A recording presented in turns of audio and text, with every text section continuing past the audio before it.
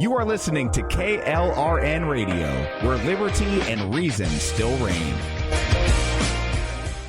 To protect his home and family from disaster, Steve used courage, wisdom, and his camera phone.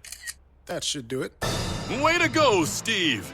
By simply taking digital pictures of his family's important documents, Steve can always have them stored safely online, no matter when disaster strikes. Learn other simple ways to protect your home and family before a natural disaster at ready.gov. That's ready.gov. A message from FEMA and the Ad Council. Getting a flu shot helps us stay healthy, so we don't miss out on what matters. Like that family movie night your daughter can't live without.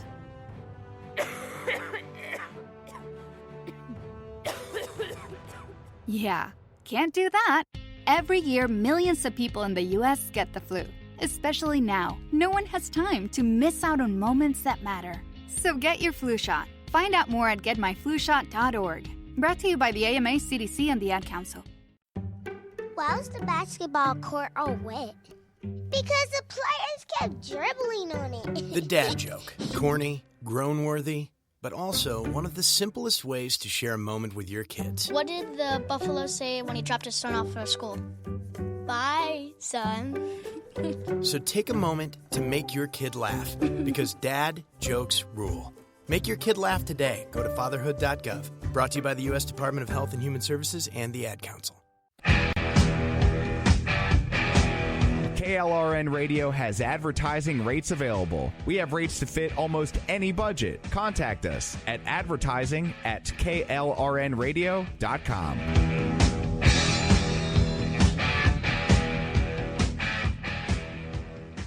It's Sunday night on KLRN Radio, America's podcast network. Welcome to In the Crease. I am your host, JEFF.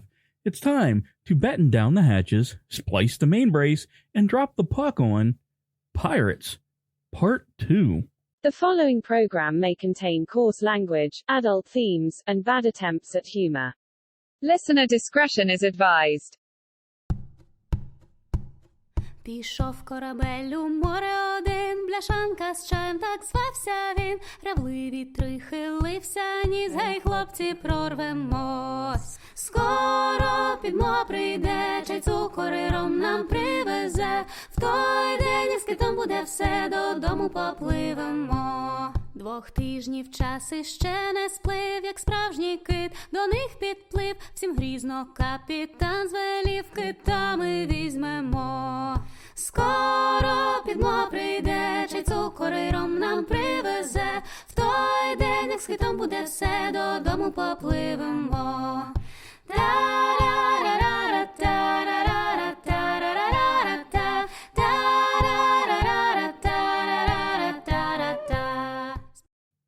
Welcome to the show. Here we are again, docking the show at Port Tortuga. In the previous pirate show, episode 10 of season 2, the show touched on different types of pirates. You know, the pirates, the brigands, the privateers, the corsairs, etc., etc. And we touched on the specific rules of Black Bart and talked about some of the women pirates throughout history. Honestly, I was not really going to do another pirate show, or at least that is what I thought at the time. So why are we here? Why am I doing this again? Well, you see, the executive producer has been playing the Sea of Thieves video game, like a lot, like probably too much, and he just gave me kind of a dirty look. Now, that said, over a week ago, we sat down and watched all 5 Pirates of the Caribbean movies, not in one sitting, mind you, but just almost practically 5 nights in a row. And there are some parts of those movies that are just god awful, like seriously awful. But that being true, my executive producer loved them. And after watching them and hearing him discuss the game, which has Jack Sparrow in it, it got me thinking back kind of to the first movie. Norrington says something along the line of, "You are without doubt the worst pirate I've ever heard of." Which Jack Sparrow replies, "Ah, but you have heard of me." And something went off in my head about that, like the slow fuse being applied to the cannon. You have heard of me. You got Blackbeard, Sir Francis Drake, Captain Morgan, Calico Jack, Anne Bonny, and the like. We've, for the most part, have heard of some, if not all, of these infamous scoundrels. But what about the lesser-known pirates from lesser-known areas? Are any of them interesting? Well, I kind of went on an expedition to find some of these stories and thought it would perhaps make an interesting show. So let's get it going. And let's start in Spain. Most people think of the Spanish as being the victims of piracy, at least in the New World of the 17th century. After all, the empire's huge treasure galleons, which for decades transported looted gold and silver from the Americas to Spain, were famously targeted by English, French, and Dutch swashbucklers, freebooters, and privateers alike. However, a number of Spaniards saw a cut of that action as well, and these included Juan Guertem and Eduardo Blemar, a pair of turncoats who collaborated with the English buccaneer Bartholomew Sharp. Together, the trio marched an army of adventurers across the Isthmus of Panama from the Caribbean to attack Spain's treasure houses on the Pacific coast at Chapel. Unable to capture either of the two traders, colonial authorities in Panama resorted to the impotent gesture of trying the pair in absentia and then hanging them in effigy. Now, Spain also claims the last of the buccaneers, Jose Gaspar. In the late 18th century, this deserter from the Spanish Navy commanded his own ship and initiated a reign of terror over the sea lanes in and around Florida. He supposedly amassed a fortune in loot, which he stored in a hideout on Gasparilla Island, along with a harem of young women his crew kidnapped from the vessels they captured. Every year, the city of Tampa hosts a pirate festival in Gaspar's honor. Fortune, harem, Florida. Okay, this could be fun. Let's choose him. Now, the fun with pirates, or buccaneers in this case, stories are often that it may be hard to tell a little bit of the fact from a little bit of the fiction and anywhere in between. But that is okay because this is about the story. Jose Gaspar Gasparilla was born into an aristocratic family in 1756. As a young man who grew up near the ocean in Spain, he quickly developed an attraction to adventure and a love of the sea. At the age of 18, he entered the Naval Academy in Barcelona, an institution for training prospective officers in the Spanish Navy. Jose quickly rose to the rank of lieutenant by the age of 22.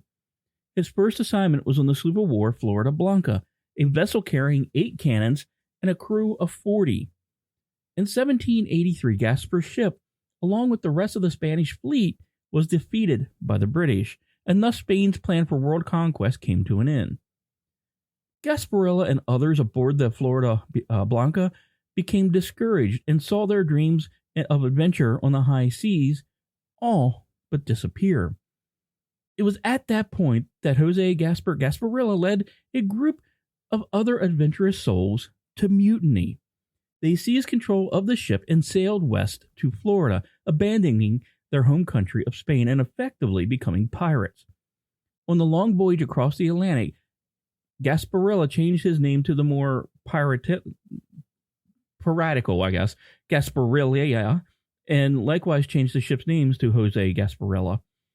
Now, Gasparilla's life as an aristocratic officer in the Spanish Navy was therefore transformed into that of an adventurous, treasure-seeking pirate. However, Gasparilla was unlike other pirates of the 1700s, most of whom were ruthless, low-life misfits of society. He was actually very well educated, well-mannered, and well-read in the classics. He was reportedly strikingly handsome with faultless attire.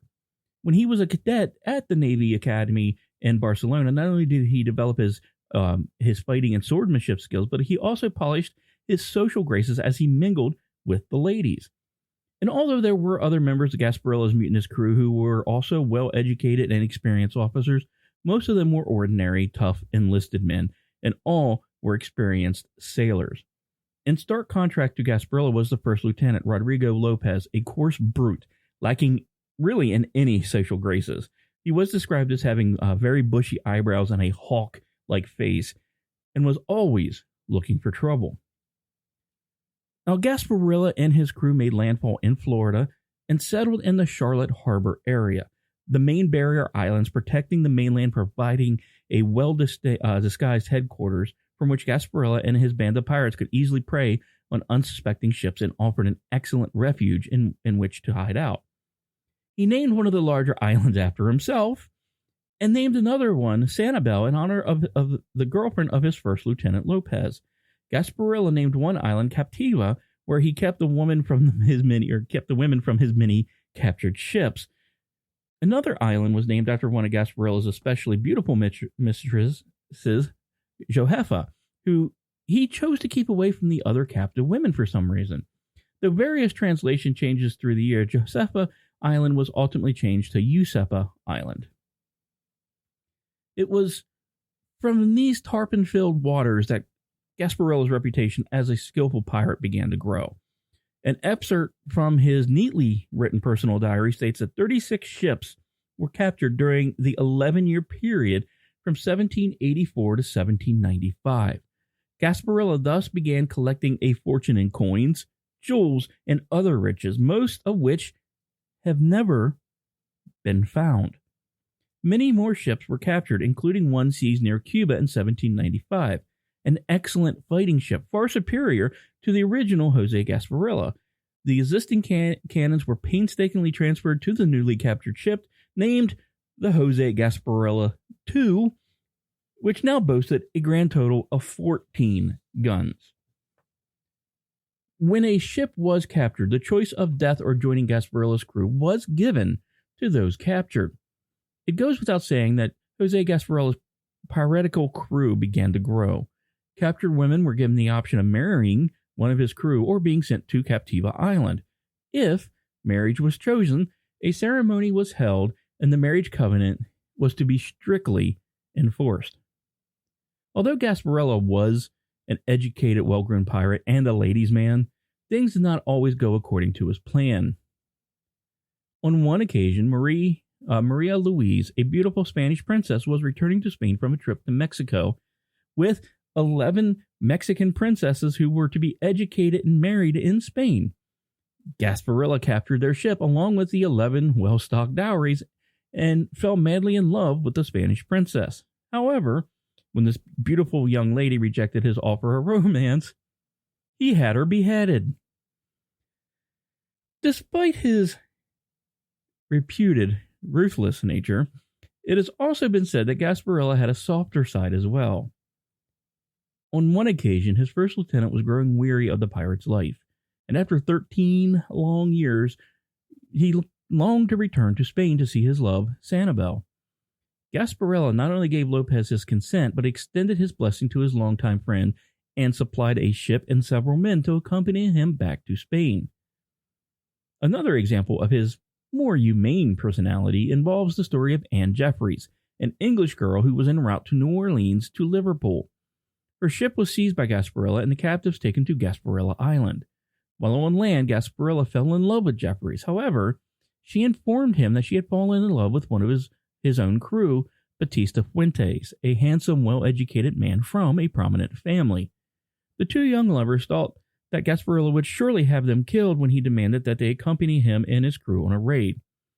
Instead, he chose down a merchant ship and demanded that the captured ship transport Batista and Anne Jeffreys to England, and that its captain marries them on board ship once they were out of sight of the Jose Gasparilla II.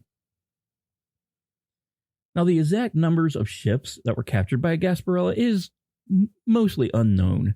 However, no more unsuspecting ships would be captured by the then infamous Gasparilla after December of 1821.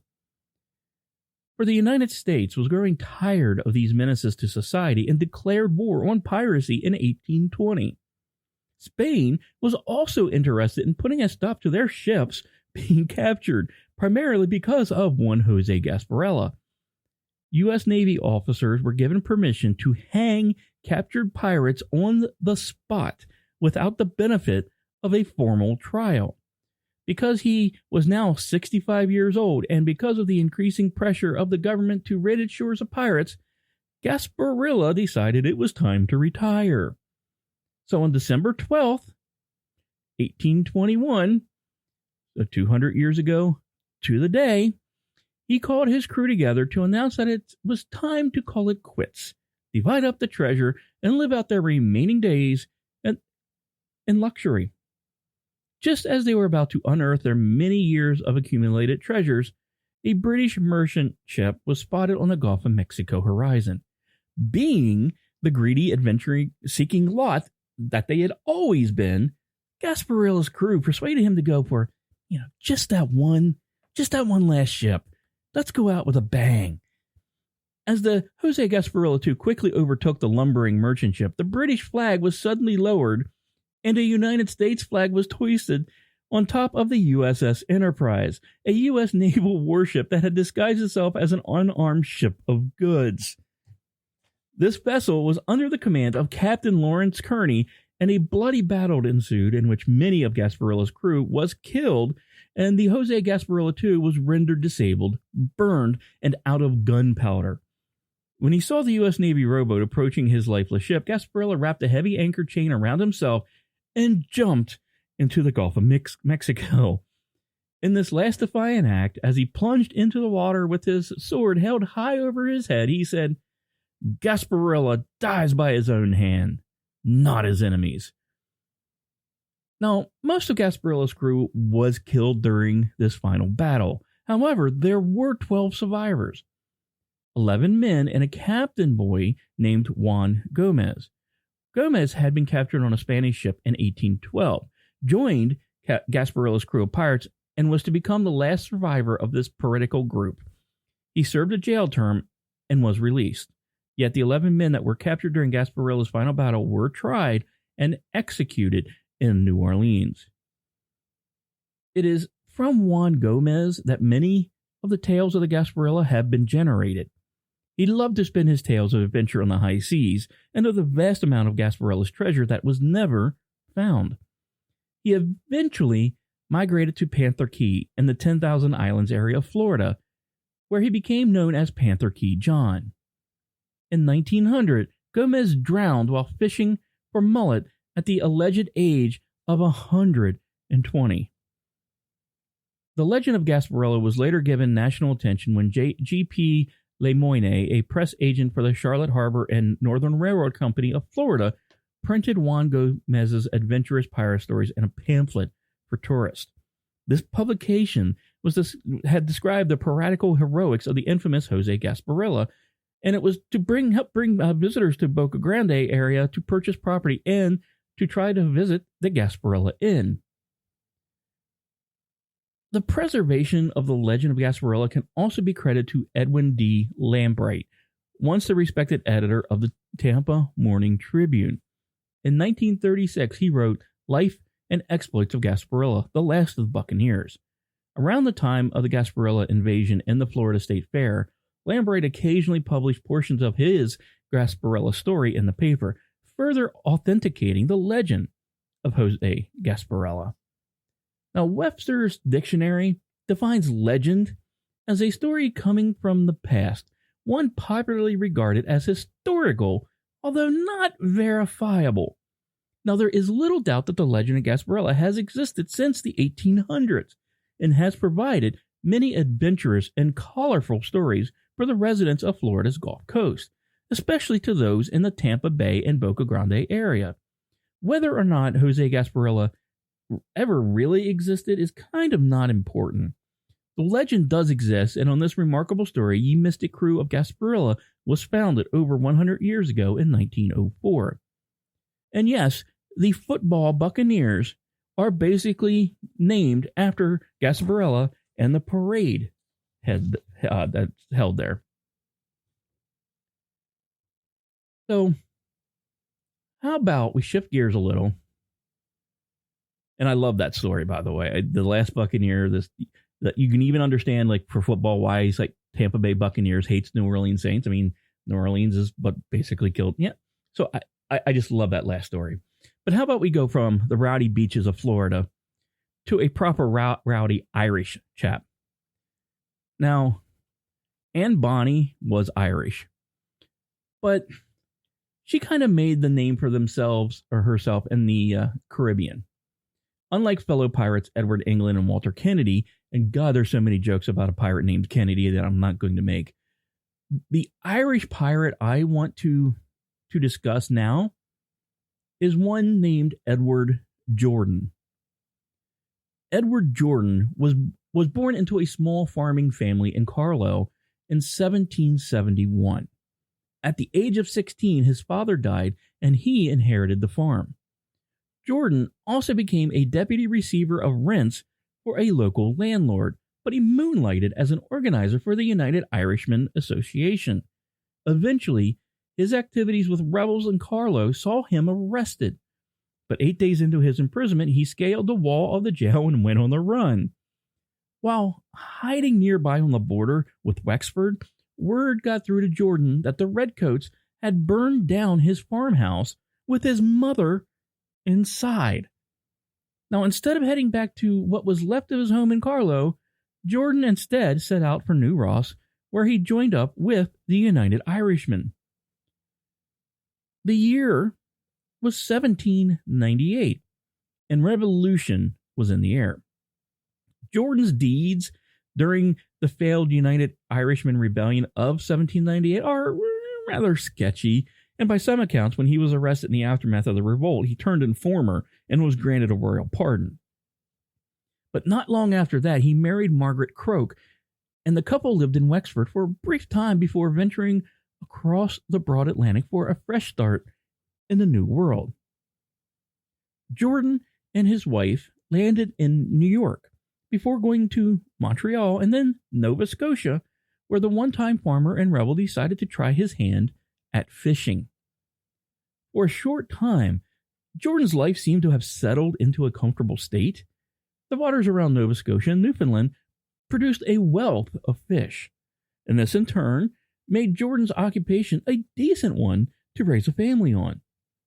Margaret had given birth to 3 daughters and a son, but hard times were just around the corner for the Carlow couple. Jordan decided to build a large schooner to avail on the large fertile fishing grounds of Canada. But while constructing his schooner, which he would name 3 daughters after his own brood, Jordan amassed a pile of debt which forced him to mortgage the schooner to J&J Tremaine merchants who he had traded with in Halifax. It was now 1809. Jordan had been in Canada for just 6 years, and he was now facing financial ruin. The beginning of the end for Jordan occurred on the day he went to Halifax for supplies and was arrested there for non-payment. When he was bailed out, J&J Tremaine decided he'd pay up for all the debts he owed them or forfeit the schooner that he had labored on. Of course, his rebellious streak shone through, and he kind of refused to hand over the 3 daughters. The ship, not his actual 3 daughters. So on September 13th of 1809, the merchants of Halifax hired Captain John Stairs and 3 crewmen to seize Jordan's schooner. He agreed to hand over the schooner if he and his family could sail it one last time, from Gaspé to Halifax, where he informed Captain Stairs that he and his family would relocate for a new life. Captain Stairs agreed to this settlement, but little did he know what Jordan had in mind. One of the captain's crew was a young Irishman by the name of John Kelly, and Jordan had befriended him with a plan to get him on his side to overthrow Captain Stairs and retake the schooner. 3 days into the voyage to Halifax, Jordan put his plan into motion. It was a simple one, really. Use extreme violence to get what he wanted. While Captain Stairs and his 2 crewmen, Tom Heath and Ben Matthews, were busy up on deck, below it, Jordan, his wife, and Kelly took the pistols from the captain's trunk. Jordan struck first, aiming to shoot Captain Stairs in the face. The bullet grazed his cheek and passed through the chest of Tom Heath, killing him outright. Jordan then shot Ben Matthews as Kelly took the wheel of the vessel, and Margaret attacked Captain Stairs with a boat hook. The injured captain knew the only escape was overboard, and he duly flung himself into the freezing waters of Nova Scotia. Thinking that Captain Stairs would succumb to the deathly ice water, Jordan instructed Kelly to sail 3 daughters to Newfoundland, where he hoped to gather a crew and sail back across the Atlantic to Ireland. Captain Stairs, however, was picked up by a passing boat, still alive. He recovered from his ordeal and raised the alarm. The governor of Nova Scotia put up a 100-pound reward for the capture of pirates Jordan and his wife and Kelly. The so-called pirates found their way to a few inlet towns around Newfoundland, but tensions grew between Jordan and Kelly. After a heavy drinking session, the two came to blows when Jordan accused Kelly of eyeing up his wife. The scuffle in a tavern resulted in Kelly absconding with little more than a black eye. He knew if he stuck around he would get much, much worse. Kelly was arrested some weeks later, but was pardoned and never seen of again.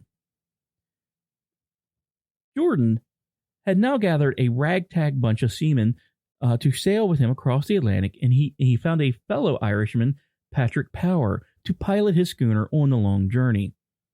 On the day of departure, the Royal Navy schooner HMS Cuttle sailed hot on the heels of Jordan's vessel. Power, who was at the wheel, saw the approaching Navy, and much to Jordan's annoyance, he failed to steer the 3 daughters from their reach. Armed naval men boarded Jordan's vessel and promptly arrested him. Jordan replied to the arresting officer, "The Lord have mercy on me. What will my poor children do?" Jordan had been labeled a pirate, and in the press, the 38-year-old was described as a man with an unlined face, jet black hair, dark brown eyes, and strong white teeth. Not your average grossly looking pirate, but rather a swashbuckling matinee idol. The so-called pirate was brought to trial to answer for his seafaring criminal activity, but his only defense was he had taken a vessel which was his own. Sort of, kind of, right? Margaret also stood trial, and even though she took part in the attack on Captain Stairs, she claimed she was doing so under duress, and she had suffered years of abuse at the hands of her husband. The court actually believed Margaret's story, even though Captain Stairs hotly disputed it. Margaret was granted a pardon because she, quote, acted out of fear of her husband, unquote. And after the trial, local residents raised money for the destitute Mrs. Jordan and her 4 children to pay for a passage for them back to Ireland. Now, as for Margaret's husband, the dark-haired pirate with the fine white teeth, well, he was found guilty and sent to the gallows on a beach near Freshwater Bridge in Halifax on November 23, 1809. After a swift hanging, Edward Jordan's body was then laced with tar and hung in an iron cage on Black Rock Beach at Point Pleasant for nearly 3 decades. When it was finally deteriorated, what was left of the body was taken down, and Jordan's skull was given to the Nova Scotia Museum in 1844. Today, the gruesome artifact still draws visitors who morbidly want to see the skull of the first man convicted of piracy in Canada, Carlos Edward Jordan. So, you may have known about the first pirate, Gasparilla, but did you know of Jordan? I honestly did not know that story. And I wonder if the chaps on Oak Island have talked about him, and I never pieced it together because God only knows if he, But with that, let's go off to Tortuga, where we can go, for a few minutes, have some fun, raise our next glass before we head off to our next pirate destination. I will be back in a few minutes. What do we do with a drunken sailor? What do we do with a drunken sailor? What do we do with a drunken sailor? Early in the morning, way hey and up she rises, way hey and up she rises, way hey and up she rises. Early in the morning, way hey and up she rises, way hey and up she rises, way hey and up she rises. Early in the morning. Shave his belly with a rusty razor, shave his belly with a rusty razor, shave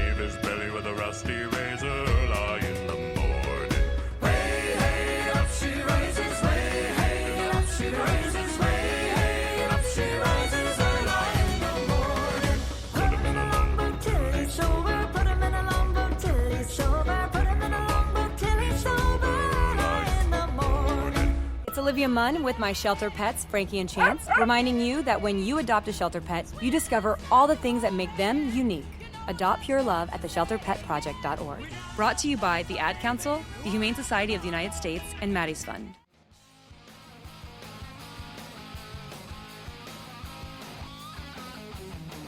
Hi, this is JEFF, along with my executive producer from In the Crease and Lost Wanderer. We would like to thank everyone for tuning into KLRN Radio, America's podcast network, and to wish everyone a happy holiday and a Merry Christmas!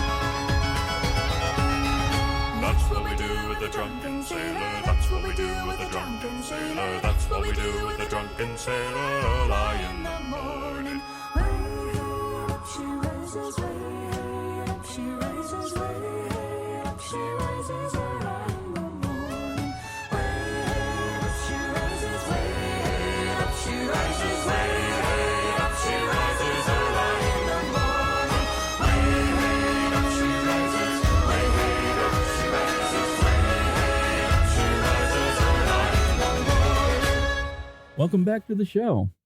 Hopefully you enjoyed that first part. And I was thinking, I am kind of morbid type. I kind of want to go see that skull. Alexa, how far is it to Nova Scotia? Shit, sorry, Artie. Oh, and anyone else. If I triggered that, I'm sorry. Let's go back in time a little further for the next set of pirates. The Victual Brothers, the Vitalians, or the Vitalian Brotherhood, also as they were known by, were a companionship of privateers who later turned to piracy. They were hired in 1392 by the Dukes of Mecklenburg. There we go. And I actually can speak German, and I can't Mecklenburg. To fight against Denmark, because Queen Margaret I of Denmark had imprisoned Albert of Mecklenburg and his son in order to subdue the King of Sweden. Albert had been King of Sweden since 1364 and Duke of Mecklenburg since 1383.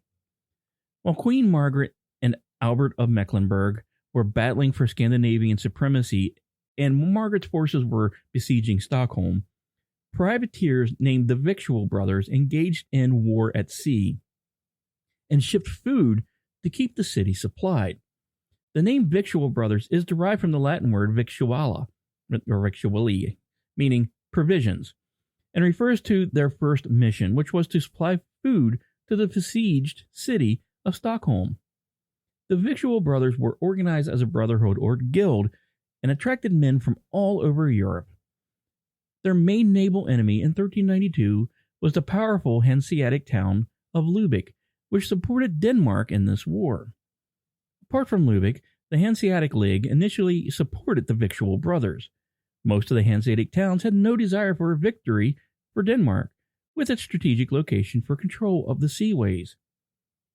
For several years, from 1392, the Victual Brothers were a strong power in the Baltic Sea.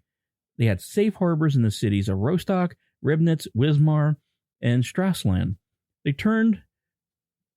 Eventually, they soon turned to open piracy and coastal plunder. In 1393, they sacked the town of Bergen for the first time, and in 1394, they conquered Malmö. They also plundered Turku, Viborg, Faxholm, Streisholm, and Korsholm, and occupied parts of Frisia and Schleswig. At the climax of their power, the Victual Brothers occupied Gotland in 1394 and set up their headquarters in Visby. Maritime trade in the Baltic Sea virtually collapsed, and the herring industry suffered from their depredations. Queen Margaret even turned to King Richard II of England and sought to charter English ships to combat these pirates.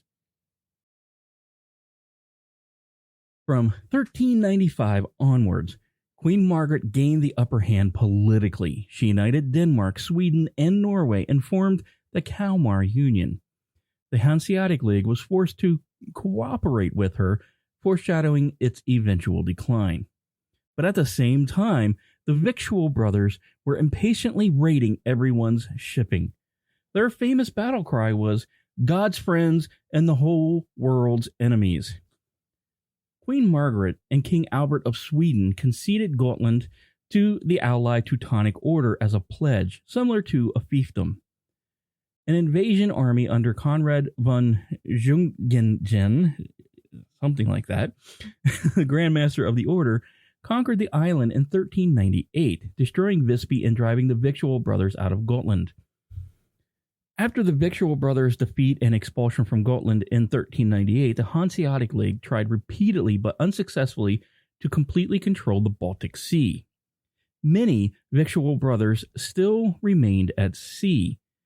When they lost their influence in the Gulf of Bothnia, the Gulf of Finland, and Gotland, they operated from the Schlei, the mouth of the river Ems, and other locations in Friesland. The successors to the Victual Brothers gave themselves the name Leichdealers, or equal sharers. They shared with the poor coastal population. They expanded their activities into the North Sea and along the Atlantic coastline, raiding Brabant and France, and striking as far south as Spain. Their most famous leader was Captain Klaus Sturzbeke. He allegedly got his name because he could swallow 4 liters of beer without taking the beaker from his mouth. However, it might simply be a family name from Wismar. The Low German word Sturzbeke means down the beakerful. In 1401, the Hamburg warship Bunte Kuh, leading a small fleet under commanders Simon of Utrecht, caught up with Sturzbeke's forces near Heligoland. After 3 days running battle, Sturzbeke and his crew were finally overpowered and trapped by means of a trick. However, this is not the end of the piracy and coastal raiders by the Leichdealers. In 1429, some 28 years after the execution of the Sturzbeke, other members of the Victual Brothers attacked and plundered the city of Bergen near Norway, or in Norway, eventually burning it to the ground. Until about 1440, maritime trade in both the North Sea and the Baltic Sea were seriously in danger of attack by the Leichdealers. And it kind of makes me, hearing this story about all the years and the different, very rarely mentioning a unique name, I kind of wonder if story of like Dread Pirate Roberts was based on this group. They all just kind of took the name of one thing, and it didn't matter who or what the captain was. Kind of,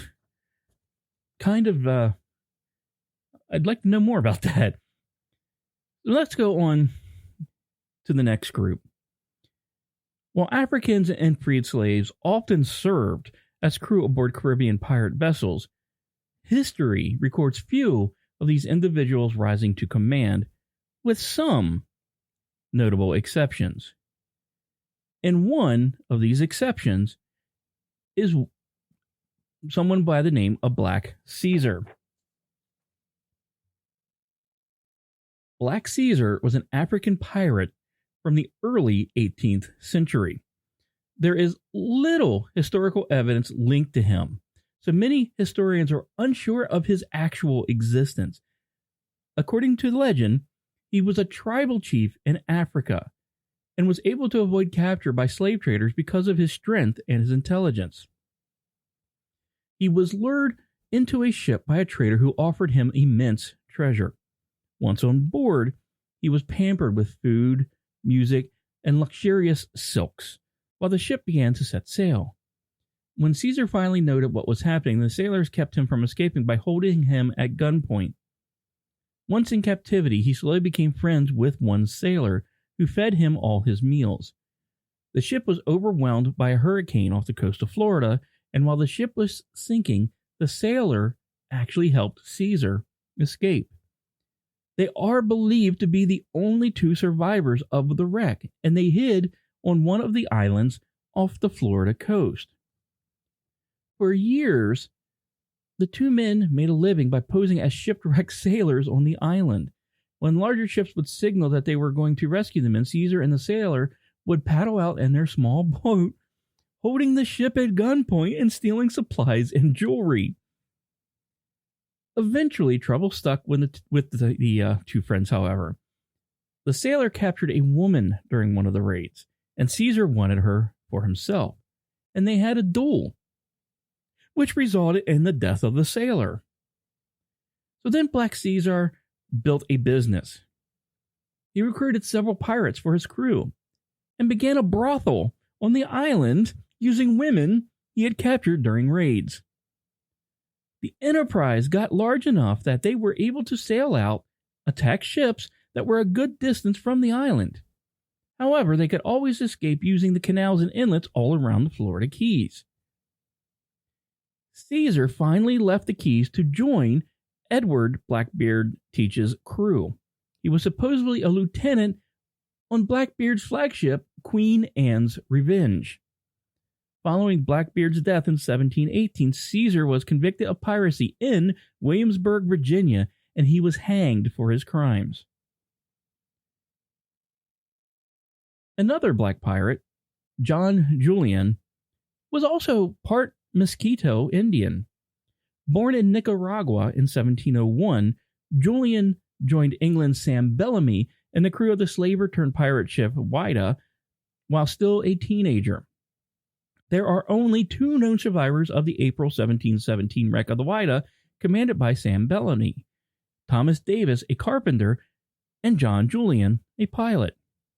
Although the majority of the historical records listed John as a Cape Cod Indian, further research by the team recovering artifacts from the wreck site reveals that he was actually a Mosquito Indian from the region of Nicaragua and Honduras in Central America called the Costa de Mosquitos, or the Mosquito Coast.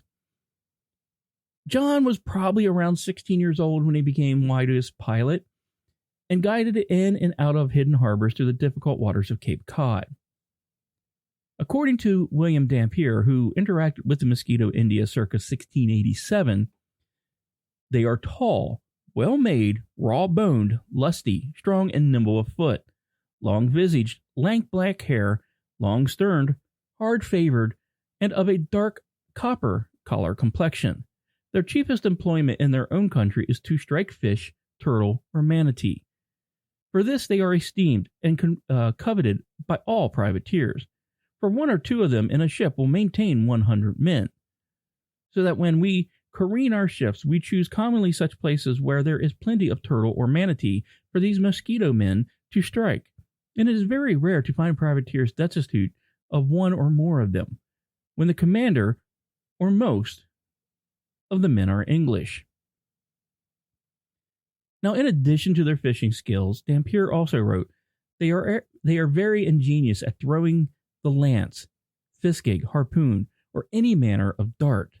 Then he goes on to comment that they often come with the seamen. And I'm not making that up. That is an actual quote. You can laugh if you wish. Colin Woodward, in his book, The Republic of Pirates, states that John had served with Bellamy aboard his Piraeus. While there is no specific record of how John joined Sam Bellamy's crew, in March 1715, Bellamy was with a band of pirates that operated in the Bay of Honduras, the region where the Mosquito Indians lived. It was fairly common that when a pirate's crew captured a slave ship still carrying its cargo, many slaves, once freed, would join the pirates. Even if they lacked skills as seamen, they often had martial skills that made them valuable to their new careers. Many learned sailing skills after joining the pirates. Quote, blacks received shares of booty and enjoyed other prerequisites of crew membership, including the right to vote. Rewards and incentives appear to be based on an individual's ability to function effectively within the pirate crew rather than on their skin color. And it should be noted, black men were well represented amongst pirate crews. Blackbeard's crew was 60% black. Edward England's crew of 300 included about 80 black pirates. Half of John Lewis's career of 80 were black men from English colonies. On his last voyage, Christopher Condon's crew of some 500 pirates included an estimated 200 black men. Bart Roberts' crew included 70 black men out of a total of 267. And two pirate crews, the names of their commanders unknown, were almost 100% black. According to a general history of the pirates, when Captain Olivier Le Vasseur, also known as Le Buse or the Buzzard, met up with Hal Davis off the coast of Gambia, half of his crew were also blacks. While sailing with Bellamy, John may have traveled to such places as the Gulf of Cuba, Honduras, Portobello in Panama, Bahia Honda in Cuba, Cape Corrientes and the Isle of Pines in Puerto Rico, the north coast of Haiti, St. Croix, and La Isla Blanquilla in Venezuela. Along the way, he participated in capturing and plundering ships and experienced what it meant to dress in fine clothes and have a pocket full of money. He also rose to the position of pilot, making him responsible for guiding the pirate ships in and out of hidden harbors to escape the authorities. On April 26 of 1717, it started out like any other day for the pirates. In the morning, they captured the Mary Ann, a pink with more than 7,000 gallons of Madeira wine on board, and the Fisher, a small sloop with a cargo of deer hides and tobacco, were captured in the afternoon. That actually sounds like a pretty damn good haul. Now, John remained on the Whydah that day, having not been sent over to the Fisher or the Mary Ann as part of their prize cruise. In the evening, a storm began to roll in, heralded by a dense fog. According to eyewitnesses' accounts, gusts topped around 70 miles an hour, and the seas rose to 30 feet. The accident was best expressed by Thomas Davis in his deposition before his eventual trial. The ship being at anchor, they cut their cables and ran ashore. In a quarter of an hour after the ship struck, the main mast was carried by the board, and in the morning she was beat to pieces. About 16 prisoners drowned, Crumsty, master of the Pink, being one, and 144 in all. Although the beach was just 500 feet away, the bitter ocean temperatures were cold enough to kill the strongest swimmer within minutes. Other crew members were crushed by the weight of falling rigging, cannon, and cargo of the ship as her treasure and the remaining men on board plunged to the ocean floor, swallowed up by the shifting sands of the Cape. When local residents arrived on the shore the next morning, more than 100 mutilated corpses lay at the rack line of with the ship's timbers. Yet somehow, John Julian and Thomas Davis managed to reach the shore and then climb the steep sand cliffs of what is now known as Marconi Beach. While Thomas found temporary refuge in the home of Cape Cod local Samuel Harding and his wife, there is no historical record telling where John was. They suddenly reappear as part of a group of 9 pirates who were arrested and taken on horseback to Boston Gaol a day or so after the wreck. The other 7 pirates were survivors from the prize ship Mary Ann: Hendrik Quinter, Thomas South, Peter Cornelius Hoof, John Shawn, John Brown, Thomas Baker, and Simon Van Verst. But unlike his comrades, John did not stand trial for his piracy. According to National Geographic's Pirates of the Whydah, he was probably the Julian the Indian brought by John Quincy, whose grandson, President John Quincy Adams, became a staunch abolitionist. If John Julian and Julian the Indian were indeed the same person, he suffered a purportedly unruly slave. Julian the Indian was sold to another owner and tried often to escape. During one attempt, he killed a bounty hunter who was trying to catch him. These stories, I love them. I love these stories. The next one, have you heard of Jack Anderson, also known as Black Jack? No, not Jack Black of Tenacious D and son of Judith Love Conan, who was an American aerospace engineer. Conan worked as an electrical engineer on the Minuteman missile, the Science Ground Station for the Hubble Space Telescope, the Tracking and Data Relay Satellite, and the Apollo Space Program. Though she could probably make quite an interesting story on a different show. Now, Black Jack is Australia's only known resident pirate. There was nothing romantic about this murderous thug. Anderson was a violent African American who came to Australia in 1826. He and his crew of pirates were based on Middle Island and the Rechache archipelago, whatever, just off the coast of Esperance, where they attacked and looted passing boats and ships. They also murdered local Aboriginal men and enslaved their women. The The Perth Gazette of October 1835 reported that Anderson and others shot and clubbed Aboriginal men to death and took their women in their boats. Statements made in Albany Courthouse said the Middle Island was in the possession of John Anderson, a master of a sealing boat. The court was also told that Anderson forced seamen to give him their money or they were killed. Like the English highwayman said while pointing his pistol, stand and deliver your money or your liver. Black Jack was originally a whaler from Massachusetts. In 1826, Black Jack's crippled vessel, the Vigilant, limped into the trading post of King George Sound, now called Albany, in Western Australia. That night, while drinking at the store, they got into a fight with another ship's crew. Now, there was no proof, but Black Jack was blamed for the death of one of these men. So he and several crewmen ran out, stole a small vessel, and sailed to the archipelago off Esperance, with its uncharted 105 small islands. At first, the pirates drifted through the islands, leaving off seals, before making their base on the biggest island in the archipelagos, the Middle Island. The soil was good, the vegetation healthy, and it had fresh water. For the next 10 years, they ruled the islands. They hunted for seals with their valuable skins, which sold for 6 shillings each, and they raided passing supply ships headed either to Hobart or Sydney. The large limestone cave on Middle Island has chambers and deep tunnels, which, according to local legend, was the perfect place for Black Jack the pirate to hide his treasure. Western Australian museum archaeologists have been to the remote area and surveyed what they believed is to be one of Anderson's caves. Blackjack Bay and his cave can only be accessed in rare good weather. People have searched for the pirates' loot and obvious items in the cave, which would have been illegally removed by now. But perhaps Blackjack's treasure was not buried on the island, but again, according to local legend, his body was. It is actually said that Anderson was murdered by some of his crew and is buried on Middle Island. And I did not know about Blackjack, and I would love to know more. So it's been a long voyage around the world talking pirates, and I think we should wrap it up with some pirates, famous they not be, but perhaps you do know them. They are some American pirates. Shall we start with someone from Boston? John Halsey. Halsey was born in Boston, in the province of Massachusetts Bay, and little else is known about his early life.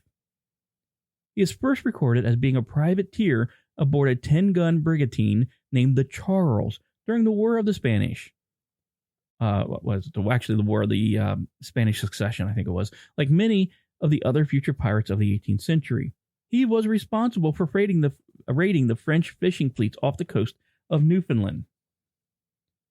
The crew later sailed to the Azores Islands and the Port of Favel before continuing on to the Canary Islands, where they attacked a group of Spanish merchants on their way to Barcelona in 1704. I don't know if you could have paid me to be on a Spanish ship in that era. I swear it sounds like every other one was hijacked by pirates. Anyway, when the crew arrived at the Cape Verde Islands, some of the crew would desert. However, they would be returned to Halsey by the local Portuguese governor, who saw his privateering license as absolutely valid. However, the letter of marque was due to expire the following year, so the crew set sail to the pirate haven of Madagascar. Sailing past the Cape of Good Hope in the Dutch Cape Colony, they headed for Augustine Bay in order to take on water and supplies. Encountering several shipwrecked sailors from the De Grave, Halsey bolstered the crew and sailed for the Red Sea in search of treasure-laden Indian ships. In 1706, the Charles spotted a massive Dutch East India Company ship, which they decided not to attack. However, like many other pirates who chose not to attack fellow Europeans, the Halsey and the gunner of the ship were removed from their post by popular demand, and the crew moved in to attack. However, the Dutch ship, well, that was very well armed, and the pirates approached the Dutch vessel, fired a warning shot, which injured a crew member at the wheel and destroyed one of the swivel guns. The crew fled to the hold following the warning shot, and the Charles managed to retreat. Halsey was given command of the ship back after that incident, and they managed to capture 2 local coastal merchants off of Nicobar Islands in February of 1707. Next, the Charles sailed into the Straits of Malacca, but the morale of the pirate crew was low following the failure at capturing the Dutch ship, and they ended up returning to Madagascar. It was here that Halsey would recruit another pirate crew, including Nathaniel North as his quartermaster. So the new crew of the Charles set sail for Mocha, but quickly encountered 5 heavily armed British man-of-wars in August of 1707.